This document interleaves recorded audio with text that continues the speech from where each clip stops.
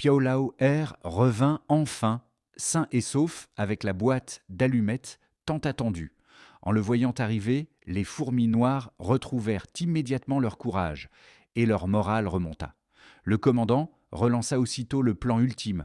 Des dizaines de feux d'artifice furent allumés en même temps. Les fusées s'élancèrent dans le ciel avant de s'abattre avec précision sur l'armée des fourmis rouges. Une série d'explosions secoua tout le champ de bataille. Les rangs ennemis furent complètement détruits. Même l'insecticide fut touché par les explosions et explosa à son tour, provoquant d'immenses pertes parmi les fourmis rouges. Incapables de résister davantage, les fourmis rouges battirent en retraite. La grande guerre des fourmis se termina par une incroyable victoire des fourmis noires. Mais la guerre avait laissé le royaume en ruine. Les flammes dévoraient encore les habitations. Au moment où tout semblait perdu, des pompiers arrivèrent en hélicoptère et déversèrent d'énormes quantités d'eau, éteignant l'incendie et sauvant le royaume. Après la guerre, les fourmis noires unirent leurs forces pour reconstruire leur foyer. Peu à peu, leur royaume retrouva sa prospérité. Quant à Piao Laoer, le héros qui avait sauvé tout son peuple, il prit congé de la colonie une fois la paix revenue. Il retrouva la coccinelle qu'il avait sauvée. Ils tombèrent amoureux, se marièrent et vécurent ensemble une vie paisible et heureuse. En réalité, ce court-métrage ne raconte pas seulement une guerre entre des fourmis. Derrière ces minuscules insectes se cache une profonde leçon sur la vie humaine. Cette petite prairie représente notre monde. Les insectes symbolisent les gens ordinaires. Un simple morceau de sucre suffit à déclencher un conflit, tout comme de petits intérêts, des rivalités ou des malentendus peuvent provoquer de grandes disputes dans notre quotidien. La cupidité et l'agressivité des fourmis rouges rappellent les personnes qui veulent tout posséder sans jamais céder. À l'inverse, le courage, la patience et la détermination des fourmis noires représentent tous ceux qui continuent à lutter malgré les difficultés. Mais le plus important n'est pas la victoire. Ce qui touche le plus, c'est l'espoir, la solidarité et la bonté qui subsistent même dans les moments les plus désespérés.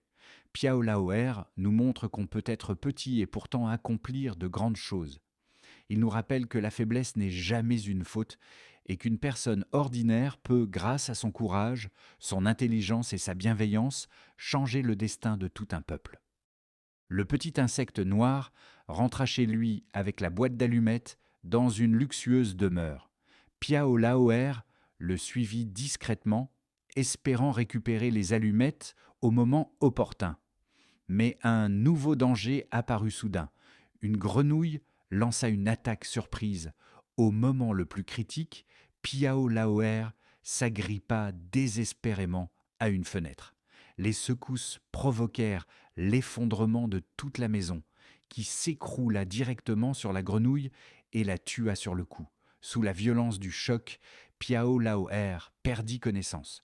Lorsqu'il se réveilla, il découvrit avec surprise que le petit insecte noir lui avait sauvé la vie. Non seulement il ne lui voulait aucun mal, mais il lui offrit également de la nourriture et prit soin de lui avec beaucoup de gentillesse.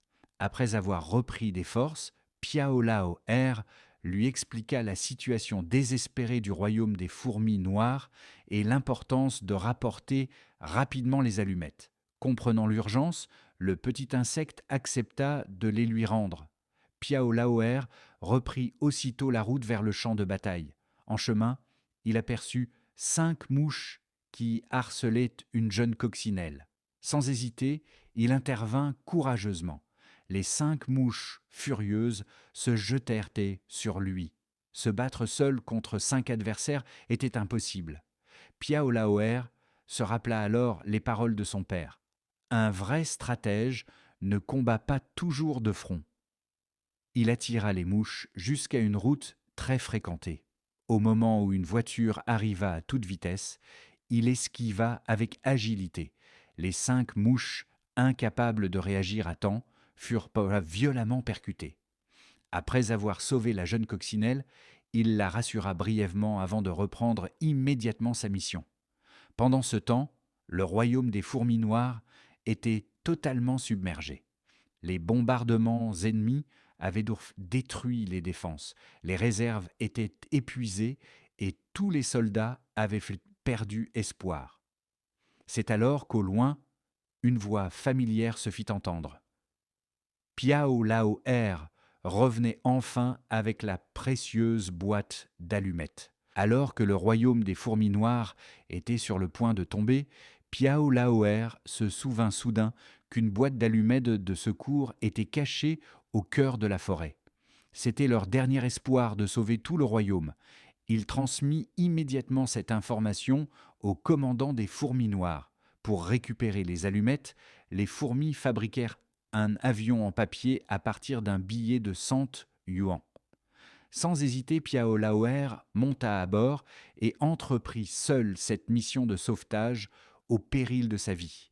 Mais les fourmis rouges remarquèrent rapidement son évasion et déclenchèrent un barrage de tirs pour l'abattre. Heureusement, Piao Laoer avait hérité des incroyables réflexes et des talents d'esquive de son père, Piao Laoliu. Grâce à son agilité, il évita une attaque après l'autre.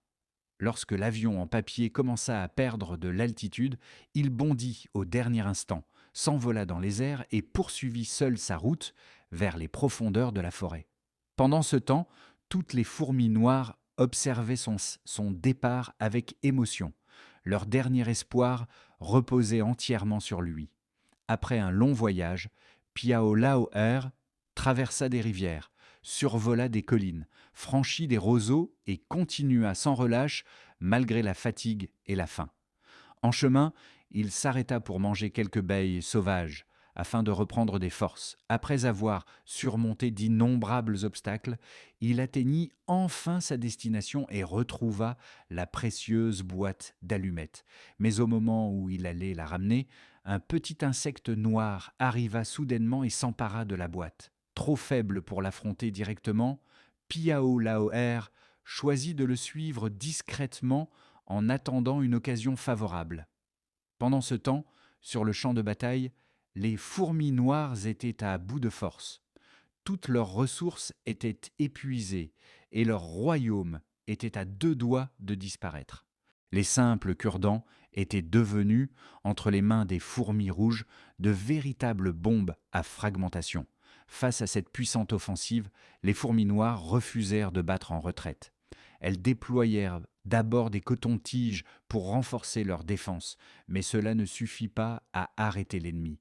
Elles sortirent alors leur arme secrète, une boîte entière de comprimés effervescents qu'elles jetèrent dans l'eau. La réaction chimique produisit une multitude de bulles, formant rapidement un large fossé circulaire autour du royaume, ce qui permit de ralentir l'avancée des fourmis rouges. Les fourmis noires installèrent ensuite plusieurs obstacles défensifs afin de perturber les attaques ennemies. Cependant, les fourmis rouges avaient prévu cette résistance. Elles amenèrent une énorme boule de métal et l'utilisèrent comme un bélier.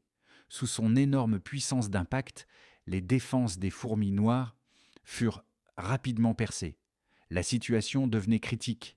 La reine des fourmis noires convoqua immédiatement un conseil de guerre afin de trouver une solution. Après de longues discussions, le commandant proposa de lancer le plan de la poudre à canon, leur ultime stratégie. Avec l'accord de la reine, les soldats se rendirent aussitôt dans l'entrepôt militaire. Ils y trouvèrent une boîte d'allumettes ainsi qu'une grande quantité de feux d'artifice qui allaient les servir de missiles. Grâce à ces armes, le moral des fourmis noires remonta aussitôt.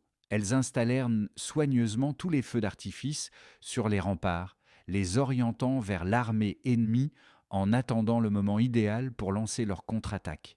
Pendant ce temps, les fourmis rouges intensifiaient leur assaut. Elles saisirent de gros cônes de pin et les utilisèrent comme béliers pour frapper sans relâche les portes du royaume noir.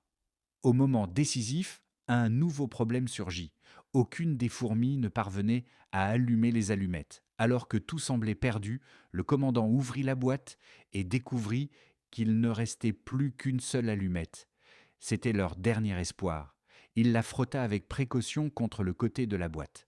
Après plusieurs tentatives, une petite flamme apparut enfin. Les fourmis rouges hésitèrent en voyant le feu. Sans perdre une seconde, le commandant alluma la mèche du premier missile. Celui-ci s'élança dans le ciel, décrivit une magnifique trajectoire avant de tomber en plein cœur de l'armée rouge.